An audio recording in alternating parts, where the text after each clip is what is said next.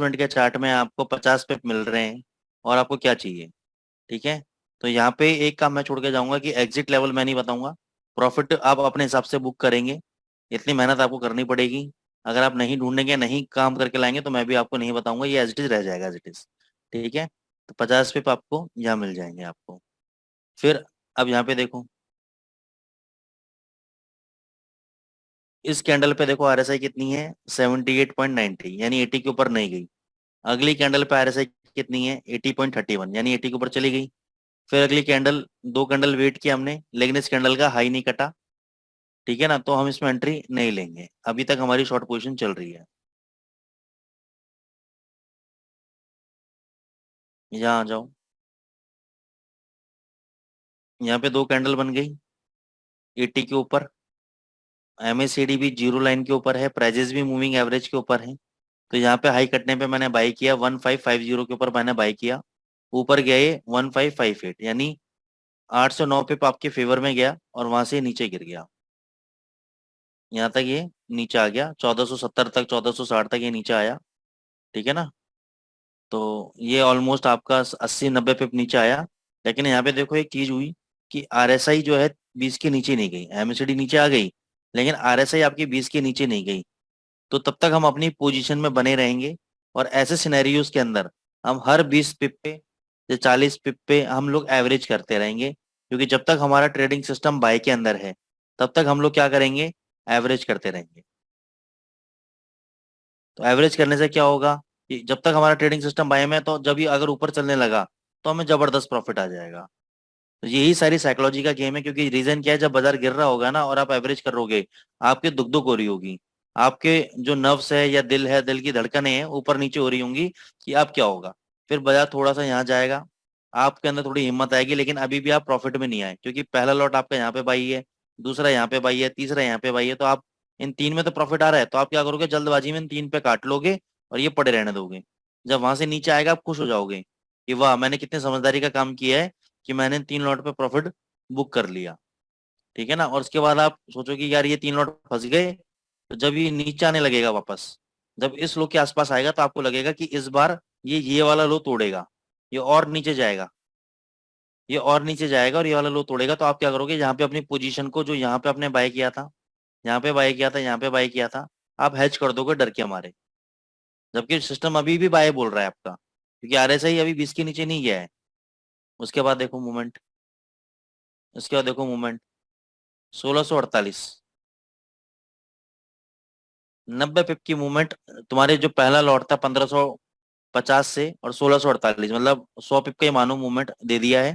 और अगर आपने नीचे के लेवल पे, इन लेवल पे अगर आपने जो पहले बाय किया था, जो आपने डर के मारे यहाँ पे काट दिया है, अगर ये होल्ड करते तो कितना बड़ा रिवॉर्ड आपको मिलता। तो ये जो टाइप की मूवमेंट है ना, ये ट्रेडर को डराने के लिए होती है, और मार्केट चाहता है कि ट्रेडर डरे, डर के अपनी पोजीशन काटे, और फिर देखो बाजार को कहाँ ले गए। ठीक है, अब आ जाओ। तो ये आपकी बाई कंडीशन हो गई। देखो और ऊपर जाता जा रहा है, अभी सेल कंडीशन नहीं आई है, यहाँ पे जाके आपको सेल मिला है। जब आपका ये सीपीआई का डेटा आया था अभी कल परसों में, 2 दिन पहले, पहला कैंडल, ये दूसरा कैंडल, एमएससीडी भी जीरो लाइन के नीचे, आरएसआई भी 20 के नीचे, प्राइजेस भी मूविंग एवरेज के नीचे, 1577 का लो है, इसके नीचे हम शॉर्ट हो गए। कहीं पर भी आरएसआई देख लो, कहीं पर भी आरएसआई नीचे से ऊपर भी गया बाजार, लेकिन आरएसआई ने बाय नहीं दिया आपको। देखो कितना नीचे आ गया, 1350, अभी तक बाय में नहीं है आया, अभी तक बाय में नहीं आया। क्लियर है ये वाला कॉन्सेप्ट? आदित्य चौरसिया जी, समझ में आया आपको? प्रजापति सर, गोविंद सर, इरशादुल्ला जी, किशोर बोदाके जी। जी सर। तो सर आपने बोला क्यों नहीं पहले? अगर मैं नहीं पूछता तो आप नहीं बताते।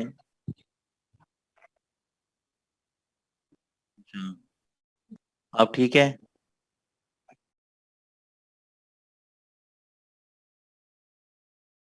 ये देखो, पहली कंडीशन क्या होनी चाहिए कि आरएसआई प्राइजेस जो हैं 200 पीरियड मूविंग एवरेज के नीचे होनी चाहिए। दूसरी कंडीशन क्या होनी चाहिए कि आरएसआई 20 के नीचे होनी चाहिए। जब RSI 20 के नीचे जाएगी तो हम 2 कैंडल का वेट करेंगे बनने का। तीसरी कंडीशन, MACD की दोनों लाइनें जीरो लाइन के नीचे चाहिए, ठीक है। तो ये MACD, RSI और मूविंग एवरेज का कॉम्बिनेशन है। अब थोड़ा सा मैं चार्ट को बड़ा करता हूँ। तो यहाँ पे आप देखोगे कि RSI आपकी 20 के नीचे आ गई, MACD लाइन जीरो लाइन के नीचे चल रही है। ये 2 कैंडल के लो के नीचे मैं शॉर्ट कर दूंगा। इन कैंडल का लो है 1502 का, 1.1502 का। और उसके बाद ये लो लगा के आया आपका 1451, ऑलमोस्ट 50 पिप दे दिया आपको। अब इसको यहाँ पे समझना, यहाँ पे RSI की वैल्यू कितनी आ रही है किशोर जी, अगर आप देख पा रहे हैं तो लेफ्ट में।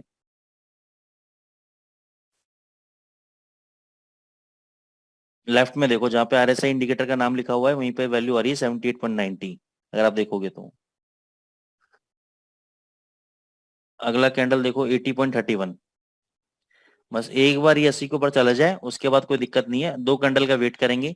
दूसरी कैंडल बनी, इसका हाई नहीं कटा, हम अभी तक सेल में बने हुए हैं, ठीक है। अभी चलने दो ऊपर गाड़ी। यहाँ पे जाके देखो RSI की वैल्यू कितनी है, 82.52, ठीक है। MACD लाइन जीरो लाइन के ऊपर है, प्राइजेस 200 पीरियड मूविंग एवरेज के ऊपर है। दूसरे कैंडल का वेट करेंगे। हमने इन दोनों कैंडल के ऊपर बाय किया, मान के चलो हमने 1550 पे बाय कर लिया। उसके बाद इसने हाई लगाया 1561 का, ठीक है, और लो लगाया यहाँ पर गिरते गिरते 1460। यानी ऑलमोस्ट मैं कह सकता हूँ कि 90 पे गिर गया। अब मान के चलो ये आपका सिस्टम क्या है, जब तक ये RSI आपका 20 के नीचे नहीं जाएगा ना, तब तक ये सेल में नहीं आएगा, ठीक है। तो अब मान के चलो आपने हिम्मत करके आपने यहाँ बाय किया, फिर आपने यहाँ बाय किया, फिर यहाँ बाय किया, फिर यहाँ बाय किया, और ये नीचे चला गया, आपने हिम्मत छोड़ दी यहाँ पर। फिर कोई बात नहीं, थोड़ी देर में ये ऊपर आया यहाँ तक, तो आपने कहा इन लॉट, जो ये लॉट मैंने यहाँ लिए थे ये तो प्रॉफिट बुक करूँ, ये दोबारा नीचे ना आ जाए। तो आपने यहाँ प्रॉफिट बुक किए और आपने क्या देखा कि ये तो वास्तव में नीचे आ रहा है, ये तो वास्तव में नीचे आ रहा है। अब आपकी दुख दुख होगी क्योंकि आपने ऊपर एक बाय किया था, दूसरा तीसरा 4 लॉट आपने ऊपर बाय कर रखे हैं। अब ये जो प्रीवियस लो है इसके आसपास जब कैंडल आया तो आपको ये कंफर्म हो गया कि अब ये लो टूटेगा, ठीक है। लेकिन अभी तक RSI ने सेल नहीं दिया है, लेकिन आपको दुख दुख होगी कि ये लो टूटेगा क्योंकि 90 पिप गिर चुका है। अब 90 पिप को एक लॉट में गिरता तो आप संभाल लेते, 4 लॉट में आपने एवरेजिंग करी है, गिर गया तो दुख दुख होना लाजमी है, ठीक है ना। लेकिन यही बाजार का काम है, डराने का। तो इसलिए मैं कहता हूं कि जरूरी नहीं है, मतलब यही सबसे ज्यादा जरूरी है कि lot management, risk management, money management, कि कितना लॉट हमें कितनी क्वांटिटी पे कितने कितने लॉट लेनी चाहिए और कितने तक की एवरेज करनी चाहिए। जब तक आपको ये नहीं पता होगा ना, तब तक आप ट्रेडिंग स्ट्रेटेजी के अंदर सक्सेसफुल नहीं हो पाएंगे, ड्रॉ डाउन को मैच नहीं कर पाएंगे। आपके पास तो $1000 का अकाउंट, आपने पॉइंट टू जीरो के अंदर 4-5 लॉट बाय कर लिए, तो कहाँ से अकाउंट सर्वाइव करेगा आपका, ठीक है ना।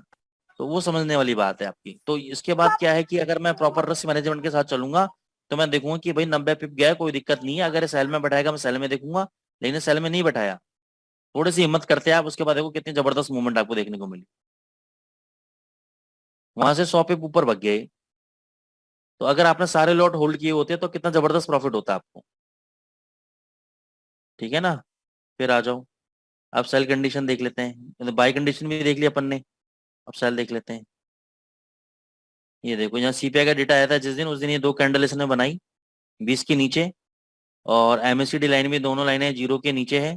और ये जो कैंडल है इसका लो है 1.1577, इसके नीचे आपने बेचा, और अभी तक देखो कितना सेल में चल रहा है, कितना ऊपर हुआ आया, उसके बाद भी वापस सेल में आ गया। ये देखो तगड़ा होगा, 1350 का लो लगा दिया, 200 पे मिल रहे हैं आपको। लेकिन बात क्या होती है ना कि 200 पे इंसान नहीं खपा पाता, आदमी को लगता है 10 20 50 पे मिल जाए लेके निकल जाऊं बाहर। लेकिन जब 200 पे गिरता है और ट्रेड ले रहा होता है ना आदमी, तो आदमी के अंदर हिम्मत रहती है कि नहीं, 200 पे भी गिरा है और एवरेज करता हूँ और ऊपर आ जाएगा, ऐसे ही होता है। लेकिन अगर अकाउंट में 100 पिप का प्रॉफिट आ रहा है तो पेट में गुड़गुड़ी मिलना चालू हो जाती है, हाथ पर ठंडे पड़ जाते हैं कि नहीं प्रॉफिट बुक करो, कहीं लॉस ना हो जाए, प्रॉफिट बुक करो कहीं लॉस ना हो जाए, ठीक है ना। तो ये जिस दिन रिवर्स साइकोलॉजी पे अगर आप आ गए तो आप पैसा पैसा बना लोगे बाजार के अंदर। जिस दिन रिवर्स साइकोलॉजी पे आप नहीं आए तो पैसा नहीं बना पाओगे। तो समझ में आई MACD को किस तरीके से यूज करते हैं, ठीक है ना। क्योंकि आप लोग प्रैक्टिस करते नहीं हो ज्यादा, आपने स्ट्रेटेजीज वगैरह बनाई नहीं, तो ज्यादा दिमाग लगाऊंगा नहीं, मैंने पहले ही बोल दिया था, इस मामले में मैं स्पष्ट हूँ।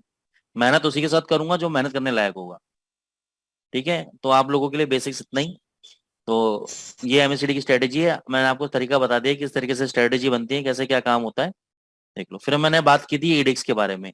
अब मैंने थोड़े से चेंजेस कर दिए, एडिक्स मैंने इंडिकेटर यहाँ पे लगा दिया, और ये मैंने यहाँ पे 40 की, ये देखोगे एक हॉरिजॉन्टल लाइन ड्रॉ कर दी 40 पे। अब हमने जब एडीएक्स डिस्कस किया था तो हमने ये देखा था कि एडीएक्स अगर 20 के नीचे रहता है तो साइडवेज है, 20 के ऊपर रहता है तो पॉजिटिव है। बस मेरे को कुछ नहीं करना है, मेरे को एकदम एक्सट्रीम ट्रेंड पकड़ना है कि एडीएक्स की वैल्यू ऐसी मिल जाए मेरे को 40 के ऊपर, जहां से कंफर्म कर दे कि यहाँ से जबरदस्त स्ट्रॉन्ग ट्रेंड आने वाला है। चाहे वहां से मिले मेरे को 20 पिप का ट्रेड कंफर्म, लेकिन वो ट्रेड कंफर्म होना चाहिए। चाहे मैं 100 पिप ऊपर जाके बाय करूं, लेकिन जहां बाय करूं वहां से 20 पिप और भगना चाहिए, कंफर्म भगना चाहिए, स्ट्रांगनेस होनी चाहिए। क्योंकि मेरा मुद्दा क्या है, मेरा मुद्दा है कि मैं कमजोर को पीटूंगा और ताकतवर के साथ रहूंगा मैं। तो मेरे को यही चीज देखनी है कि बाजार में करेंसी कब ताकतवर हो रही है, कब कमजोर हो रही है। ताकतवर हो रही है तो उसके साथ बैठ जाऊंगा और आराम से 20 पिप खा लूंगा, 30 पिप खा लूंगा। अगर कमजोर हो रही है तो उसको सेल कर दूंगा मैं। ठीक है, तो उस वो कैसे पता लगेगा कमजोर ट्रेंड का और ताकतवर ट्रेंड का? जब आपका एडिक्स की वैल्यू 40 के ऊपर सस्टेन करेगी, तो वो ट्रेंड जो है मतलब तेजी का नहीं, ताकतवर ट्रेंड होगा। चाहे वो ट्रेंड हो डाउनवर्ड का या ऊपर का, लेकिन 40 के ऊपर अगर एडिक्स आ गया तो इसका मतलब ट्रेंड के अंदर तेजी है, ताकत है। बात आई समझ में जो बोलना चाह रहा हूँ? अब इसको अपन इसी स्ट्रेटेजी के अंदर अगर मैं इसको मिला दूं तो किस तरीके से काम होगा उसको देख लो आप।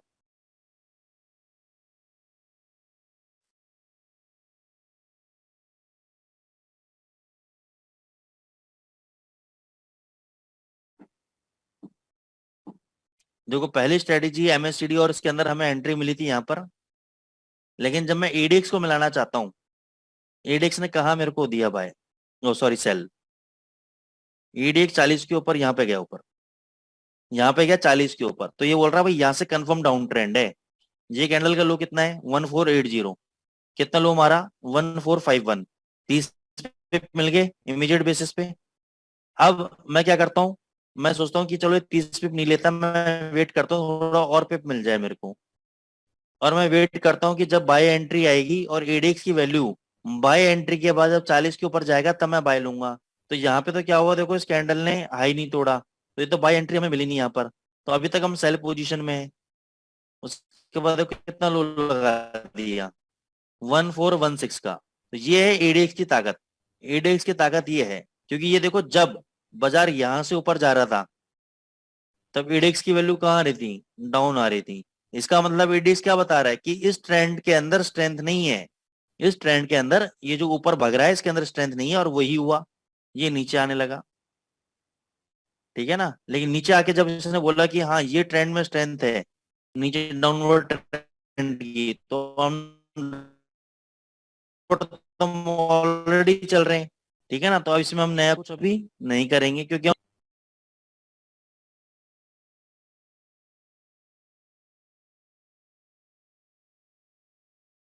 अब ये देखो यहाँ समझना केस स्टडी को। दूसरे एंट्री हमें यहाँ बाय की जब मिली इस लेवल पे, यहाँ से बाजार ऊपर आया, तो यहाँ भी देखोगे आप एडीएक्स वैल्यू 40 के नीचे चल रही है। वो बोल रहा है इसके अंदर स्ट्रेंथ नहीं है।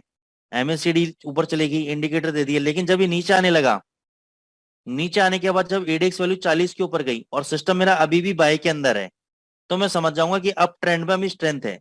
तो मैं यहाँ पे कहीं बॉटम पे बाय कर लूंगा इसको, यहाँ बॉटम पे मैं बाय करूंगा, क्योंकि मेरा जो बाय ट्रेड का स्ट्रेंथ है, सॉरी जो बाय स्ट्रेटेजी है वो अभी भी मेरी बाय के अंदर है। और यहाँ पे अगर 40 के ऊपर जा रहा है तो मैं समझूंगा यहाँ पे मेरा बाय है। और उसके बाद देखो आप मूवमेंट, फिर यहाँ पे देखो, यहाँ पे 40 के ऊपर गया, एमएससीडी लाइन दोनों ऊपर, आरएसआई 70 के ऊपर। यहाँ पे देखो कितनी जबरदस्त तेजी पकड़ाई है। जब तीनों एक साथ मिल जाएं तो समझो सोने पे सुहागा है, और वहां से तो जबरदस्त मूवमेंट आपको मिलने वाली है। ठीक है ना, फिर डाउन ट्रेंड में आ जाओ।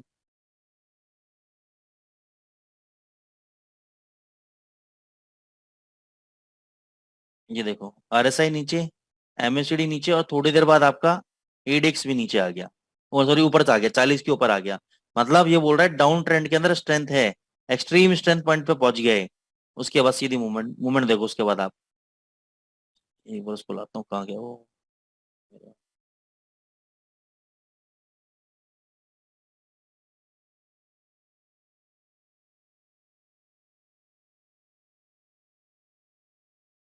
इस कैंडल पे देखो, जहां पे एंट्री दी उसने 1559 के नीचे, और एकदम से मूवमेंट दी नीचे 1495। उसके बाद आपको बाय सिग्नल मिला नहीं, बाय सिग्नल नहीं मिला, डाउन ट्रेंड चल रहा है, लेकिन एडिक्स वैल्यू कहाँ गई, नीचे आगे। वो बोल रहा है भी ज्यादा स्ट्रेंथ नहीं है ट्रेंड के अंदर, मतलब ठीक है एक्सट्रीम स्ट्रेंथ है। अगर इसमें ऊपर जाने का ट्रेंड होता, स्ट्रेंथ होती, तो एडिक्स वैल्यू कहीं ना कहीं बीच में ऊपर जाती। लेकिन एडिक्स वैल्यू क्या हुई, 40 के ऊपर नहीं गई। इसका मतलब अभी डाउनवर्ड ही स्ट्रेंथ चलता इसमें आ रहा है। देखो, ये देखो, यहाँ पे देखना आप। एक-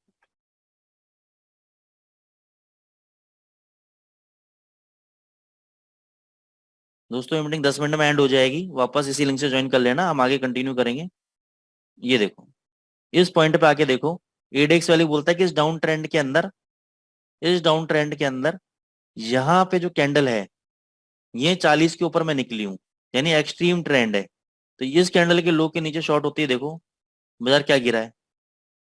तो ये फायदा होता है आपका एडिक्स वैल्यू का, वो बताता है कि किस ट्रेंड के अंदर स्ट्रेंथ है या नहीं है। बात आई समझ में? हेलो? हम्म।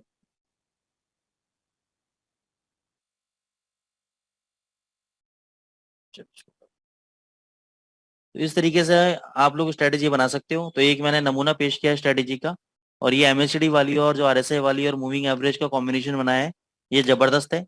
5 मिनट के चार्ट पे किसी भी करेंसी के टाइम फ्रेम में काम करेगा। इसको आप लोग देखो, 80-20 लगा लेना आरएसआई, जबरदस्त ट्रेड देगा आपको, जबरदस्त प्रॉफिट देगा। बस ये मान के चलना कि जितना ज्यादा वॉलेटाइल करेंसी पेयर है, जैसे जीबीपी यूएसडी है, वो बहुत ज्यादा वॉलेटाइल है, तो उसके लिए 100 पिप, और वो भी अभी की मार्केट कंडीशन में 100 से 125 पिप ऊपर नीचे आना, इसके लिए कोई बड़ी बात नहीं है। तो जितनी, क्योंकि इंडिकेटर क्या होते हैं, लैगिंग होते हैं। जब तक इंडिकेटर आपको सेल देगा तब तक तो ये 100 पिप गिर जाएगा, और जब आप सेल करोगे वहां से भाग जाएगा।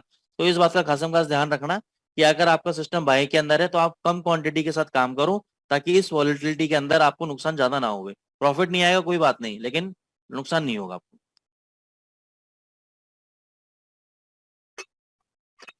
कम प्रॉफिट में एडजस्ट कर लो, लेकिन एटलीस्ट नुकसान नहीं होगा आप लोगों को। जब कॉन्फिडेंस आ जाए स्ट्रेटेजी के ऊपर कि ये कितना अगेंस्ट में जाता है, कब कब जाता है, जब ये चीज पता लगने लग जाए आपको, तब आप अपने हिसाब से आप काम करते रहो। ठीक है ना? तब आप अपने हिसाब से पोजीशन बना लो, लॉट साइज इंक्रीज कर लो, जो भी आपको करना है आप उसके अकॉर्डिंगली काम कर सकते हो। जी। कोई क्वेरीज आप लोगों की?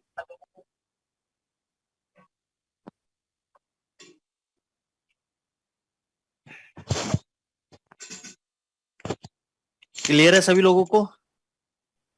Yes sir. ठीक है, अब एक नई उस पर चलते हैं हम लोग, कॉन्सेप्ट के ऊपर।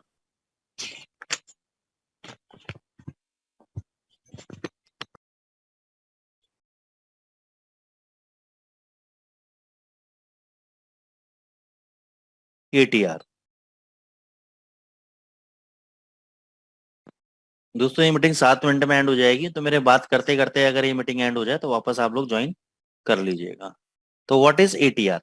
देखो दोस्तों, कोई भी स्ट्रेटेजी है, इंडिकेटर है, जैसे सुपर ट्रेंड के बारे में हम आगे चल के बात करेंगे, ठीक है ना, या मतलब किसी और इंडिकेटर के बारे में, एटीआर वॉलिटिलिटी के बारे में बात करेंगे, तो ये एटीआर पे बना हुआ है। एटीआर क्या बताता है आपको? ट्रू रेंज, इसके नाम के अंदर ही क्या है, ट्रू रेंज नाम है इसका। ट्रू रेंज का मतलब क्या हुआ दोस्तों, कि ये आपको बताता है वॉलेटिलिटी, कि कितनी वॉलेटिलिटी बाजार के अंदर है, कितना अप एंड डाउन बाजार कर सकता है, वो आपको बताता है एवरेज ट्रू रेंज। और एटीआर जो सबसे ज्यादा काम आता है, ये काम आता है स्टॉप लॉस लगाने के। कोई अगर ये कहता है कि what is the stop loss technique, तो ATR is the answer. ATR वो इंडिकेटर है जो आपके सिर्फ और सिर्फ स्टॉप लॉस लगाने के काम आएगा आपके, और आपको बताएगा कि कौन सा ऐसे सही जगह है जहाँ पे स्टॉप लॉस लगाया जाए, क्योंकि स्टॉप लॉस लगाना भी एक कला है, एक आर्ट है। तो जो लोग स्टॉप लॉस लगाना नहीं जानते, तो उनके लिए मैं बता दूं कि एटीआर का आप यूज करो, आपको अच्छे रिजल्ट इसके देखने को मिलेंगे। तो ATR is volatile indicator was introduced by famous technical analyst J Wallace filter साहब। ये वही वेलेस फिल्टर साहब हैं जिन्होंने आरएसआई का इजाद किया था। In his book new concept in technical trading system in the year 1978। Unlike other technical indicator, ATR does not indicate the trend of the market price. जैसे एडीएक्स आपका ट्रेंड नहीं बताता, वैसे ही एटीआर आपका भी ट्रेंड नहीं बताता। बट ये क्या बताता है, डिग्री ऑफ इट्स वॉलेटिलिटी, कि उठक पटक कितनी हो सकती है इसके अंदर। एटीआर पहले इंट्रोड्यूस किया था कमोडिटी मार्केट के लिए, बट अब सब सिक्योरिटीज के ऊपर, फॉरेक्स के ऊपर, सबके ऊपर इसको अप्लाई करते हैं। लोग वॉलेटिलिटी निकालने के लिए लोग 14 पीरियड का इस्तेमाल करते हैं, यानी पिछले 14 कैंडल पे क्या वॉलेटिलिटी रही, इसको जज करने के लिए 14 पीरियड का इस्तेमाल करते हैं। आप चाहो तो 21 कैंडल, 100 कैंडल, 50 कैंडल, जितना भी चाहो उतनी टाइप की वॉलेटिलिटी आप निकाल सकते हो, क्योंकि जितनी बड़ी आप टाइम पीरियड रखोगे उतना ब्रॉड आपका स्टॉप लॉस होगा, उतनी ब्रॉड वॉलेटिलिटी कैलकुलेट करेगा। हो सकता है कि पिछले 5 दिन के अंदर इसने रेंज लगा दी हो 100 पिप की, और पिछले 20 दिन के अंदर लगाई हो 50 पिप की, या पिछले 20 दिन के अंदर रेंज लगी हो 200-250 पिप की। तो जितनी बड़ी रेंज होगी आपकी उतना बड़ा ही आपका स्टॉप लॉस होगा।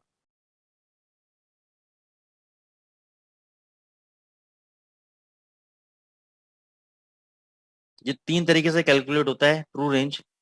आज के दिन के हाई को ये माइनस करता है आज के दिन के लो से, आज के दिन को हाई हाई को माइनस करता है कल के दिन की क्लोजिंग प्राइस से, और कल के दिन की क्लोजिंग प्राइस को माइनस करता है आज के दिन के लो से। तो मतलब पूरा हो गया, हाई से लो माइनस हो गया, हाई से क्लोजिंग माइनस हो गया, लो से लो माइनस हो गया, और क्लोजिंग से लो माइनस हो गया। ठीक है ना। तो इसमें क्या होता है फिर, एटीआर वैल्यू कैसे क्रिएट होती है, ये एक मूविंग एवरेज कैलकुलेट करते हैं, highest value found when the three equation are solved. मतलब इन तीनों के अंदर जो सबसे बड़ी रेंज होगी उसकी एक मूविंग एवरेज निकालते हैं जो हाईएस्ट वैल्यू है, और उसको उन्होंने नाम दे दिया एटीआर। जो हाईएस्ट रेंज रहेगी, मान के चलो कि किसी की 20 पिप की रेंज है, किसी की 50 पिप की रेंज है, और किसी की 100 पिप की रेंज है, तो सबसे ज्यादा जो हाईएस्ट रेंज होगी उसी को हम एटीआर के रूप में कंसिडर करेंगे।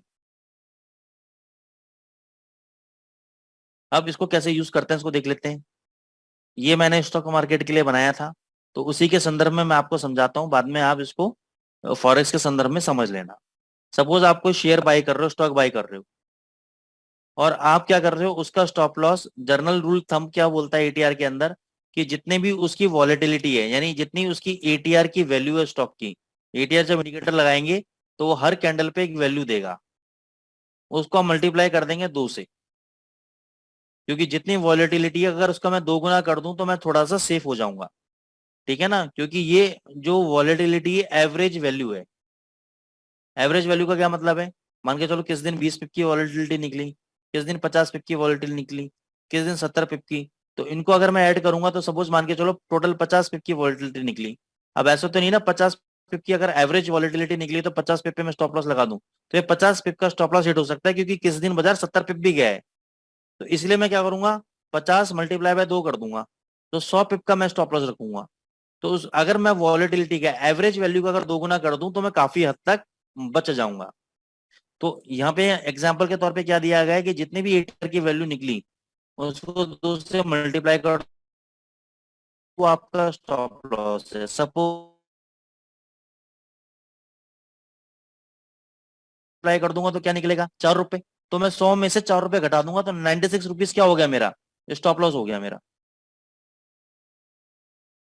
बात आई समझ में। जी जी जी। एग्जाम्पल के तौर पे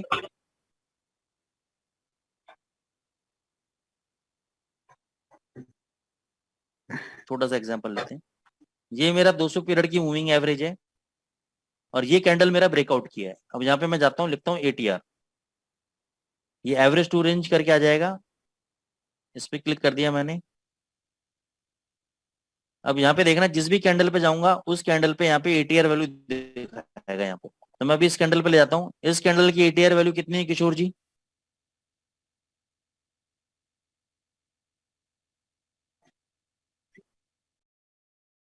ठीक है, तो 2 3 लेते हैं हम, डेसिमल के बाद 4 डिजिट लेते हैं, 5वां डिजिट पिपेट होता है। तो 23 पिप की वॉलेटिलिटी बोल सकता हूँ मैं। 23 को अगर मैं मल्टीप्लाई कर दूं 2 से तो कितना निकल जाएगा, 46 पिप।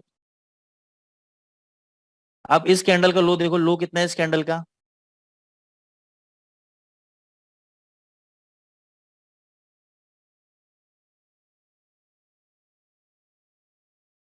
ठीक है 1563 में 46 पिप घटा दो कितना हो गया, कैलसी में कर देता हूँ फटाफट आपको समझ में आएगा, 1517। ठीक है,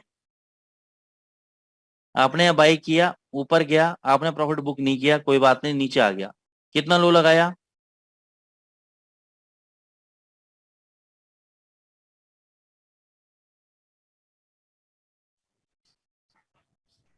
तो स्टॉप लॉस नहीं कटा, तो देखो ऊपर भग गया उसके बाद। ठीक है दोस्तों, ये मीटिंग 1 मिनट में एंड हो जाएगी, वापस ज्वाइन कर लेना। 1 मिनट के लिए मैं माइक को।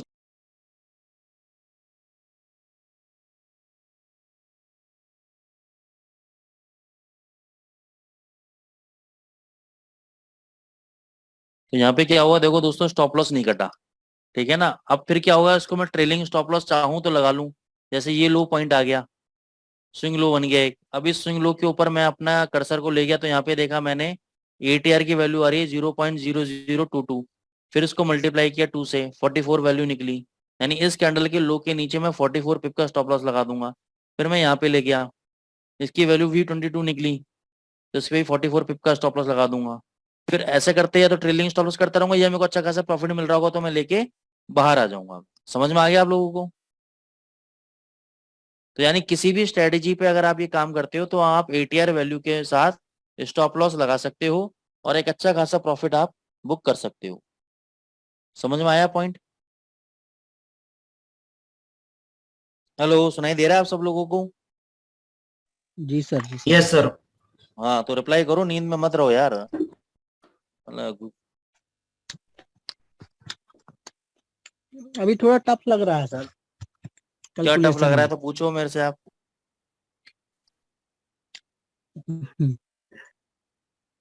कोई दिक्कत नहीं है, पूछोगे तो मेरे को ज्यादा बढ़िया रहेगा, नहीं पूछोगे चुपचाप बैठे रहोगे, सारी कहानी हो जाएगी, फिर कहोगे ये कौन है, कैसे हुआ। सर एक बार और बता दीजिए स्टार्टिंग हाँ से। हाँ, एटीआर। ठीक है। मैं इसको, देखो एटीआर वैल्यू क्या है ना सर, एटीआर एक इंडिकेटर है जो कि आपकी वॉलेटिलिटी कैलकुलेट करता है। क्या कैलकुलेट करता है? वॉलेटिलिटी। वॉलेटिलिटी। कैसे कैलकुलेट करता है? ये क्या करेगा, सपोज ये कैंडल है, इस कैंडल का हाई से लो माइनस करेगा, फिर इस कैंडल के हाई से कल की क्लोजिंग माइनस करेगा, फिर हाई से प्रीवियस डे का लो माइनस करेगा, और क्लोजिंग से लो माइनस करेगा, मतलब पूरी रेंज निकालेगा।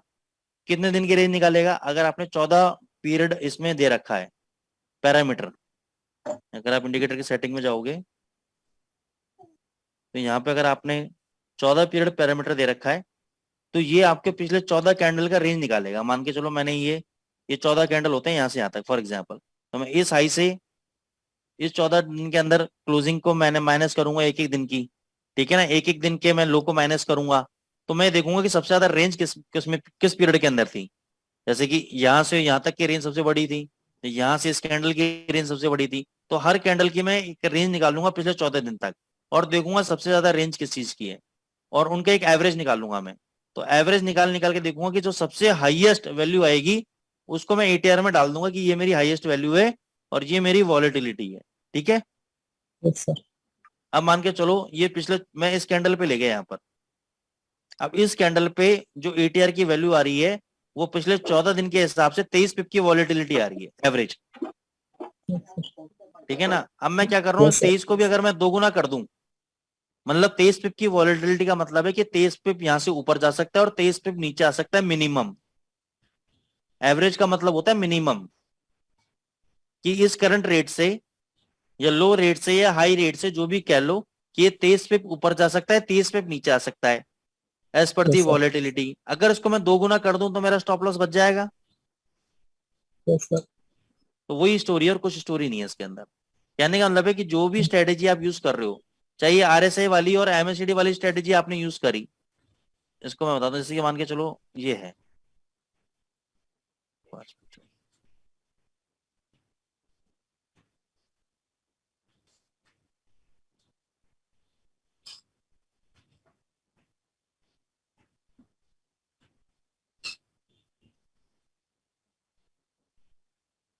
यहाँ देखो,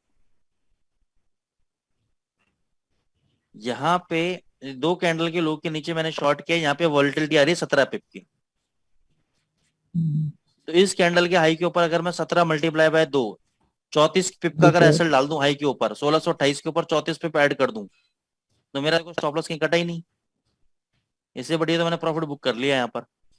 ठीक है ना, तो इसमें यस। स्ट्रेटेजी के रूप में आपको समझाता हूँ मैं आपको, कि 1 घंटे का टाइम फ्रेम लेते हैं, एटीआर की वैल्यू बाय डिफॉल्ट रहने देते हैं, दो हॉरिजॉन्टल लाइन जोड़ेंगे हम आरएसआई के ऊपर, एक 60 की एक 40 की, 200 पीरियड का मूविंग एवरेज रखेंगे। Price must close about 200 day exponential moving average by above high of that reference candle, stop loss ATM multiple, जो भी सिखा रहा था मैं, trailing stop loss, we must wait for the RSI to go below 40 and then rebound from there, then we take that candle the value, ठीक है। अब ये कहना क्या चाह रहा है कि 1 घंटे का चार्ट हमने लिया, 200 पीरियड की मूविंग एवरेज लगाई हमने,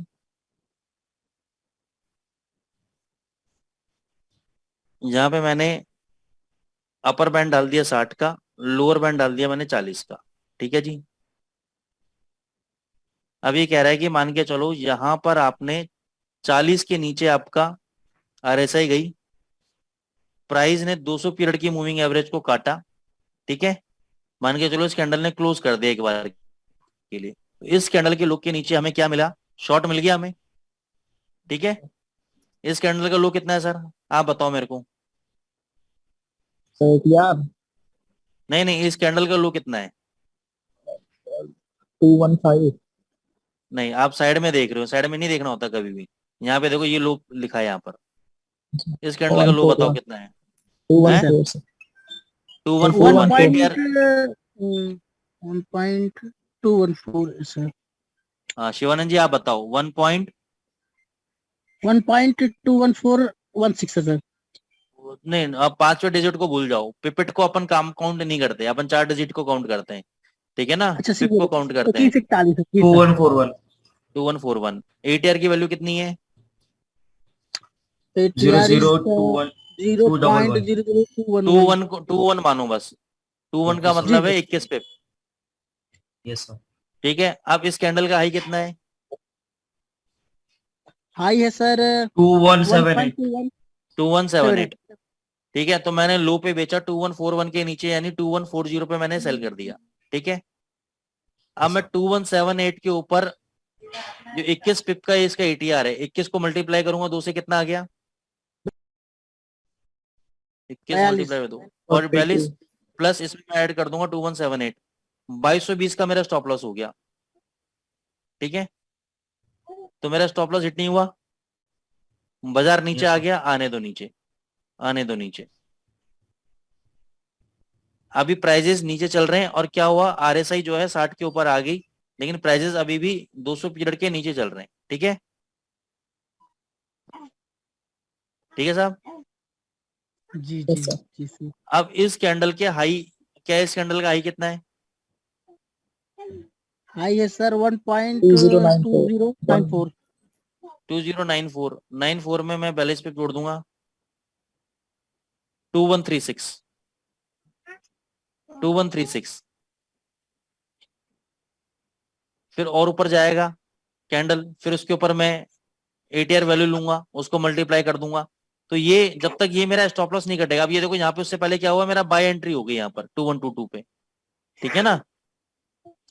अब बाय एंट्री होने के बाद इस कैंडल का लो लूंगा, यहाँ पे एटीआर वैल्यू आ रही है 17 पे, कैंडल का लो है 2098, 17 मल्टीप्लाई बाय 2, यहाँ इसको समझो 34 पे, और लो है इस कैंडल का 2098 माइनस 34, 2064 पे मेरा स्टॉप लॉस है, ये थोड़ा सा ऊपर गया और नीचे मेरा स्टॉप लॉस यहाँ खा गया, ये देखो इससे पहले 2061 का लो लगा दिया, तो जहां पे मेरा स्टॉप लॉस हिट हो गया, अगली कैंडल पे वापस मेरे को एंट्री मिल गई, आरएसआई किस पे चला गया, 40 के नीचे, प्राइस है 200 पीरियड मूविंग एवरेज के नीचे, ये देखो मूवमेंट, और बीच बीच में अपना एटीआर स्टॉप लॉस लगाते रहो, तो एटीआर का स्टॉप लॉस ज्यादा कदा ब्रेकआउट फेलियर होगा तभी आपका स्टॉप लॉस हिट होगा, नहीं तो हिट नहीं होगा, ठीक है।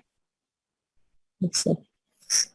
यस सर तो इस तरीके से आप एटीआर की यूज कर सकते हो। ये अब देखो, ये मत सोचो कि हर इंडिकेटर ऐसा बता दो जो स्टॉप लॉस हिट ही ना हो, ऐसा कोई भी फॉर्मूला नहीं है। मार्केट तो देखो सारी चीजों को समझते हुए मार्केट तो हर तरीके से आपको फंसाने की कोशिश करता है, लेकिन हम कुछ फॉर्मूले लगा के इस हद तक बचने की कोशिश करते हैं अपन। तो जो मैंने स्ट्रेटेजी बताई है ना 60-40 वाली, 200 पीरियड मूविंग एवरेज के साथ, इसको यूज करो, बहुत शानदार है। इसके साथ एटीआर का स्टॉप लॉस वैल्यू लगाओ, बहुत शानदार मूवमेंट देगा आपको। पोजिशनल ट्रेड में जबरदस्त सिस्टम है, जबरदस्त ट्रेडिंग सिस्टम है, कहीं भी आपको नुकसान नहीं लगेगा। ये देखो अगर आपने यहाँ बाई किया होता,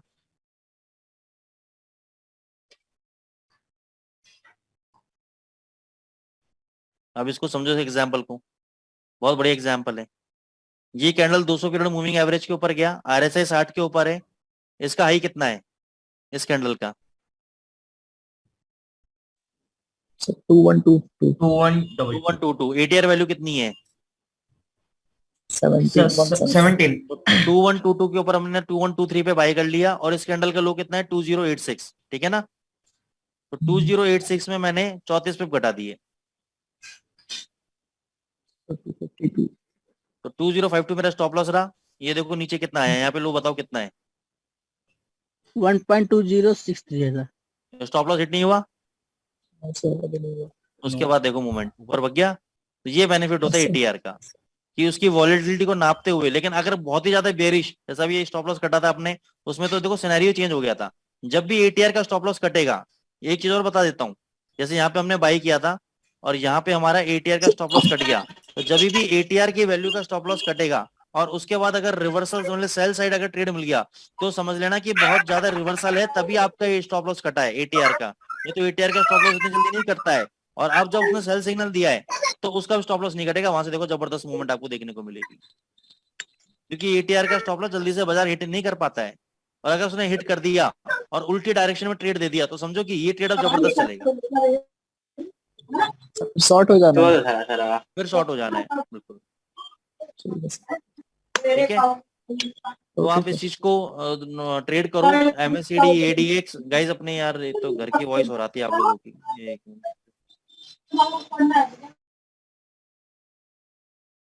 तो कृपा करके अपने माइक को म्यूट पे रखा करो, जब जरूरी हो तभी बोला करिए आप लोग।